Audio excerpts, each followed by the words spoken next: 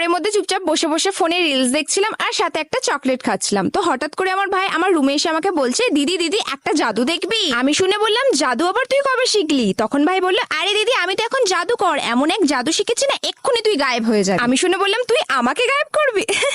ঠিক আছে, দেখি তো তুই কত বড় জাদুকর হয়েছিস। ভাই বললো, তাহলে আগে তুই তোর চোখ বন্ধ কর। আমি ভাবলাম ঠিক আছে, ভাইয়ের খুশির জন্য এটুকু করতে পারবো না, তো এইভাবে আমি আমার চোখ বন্ধ করে নিলাম। তারপর ভাই বললো, দিদি আমি 1 2 3 বলবো, তারপরে তুই তোর চোখ খুলবি। আমি বললাম ঠিক আছে। ভাই তারপর 1 2 3 বলার পর আমি চোখ খুলে দেখি যে ঘরের মধ্যে ভাই নেই, আর সাথে আমার পাশে রাখা চকলেটটাও নেই।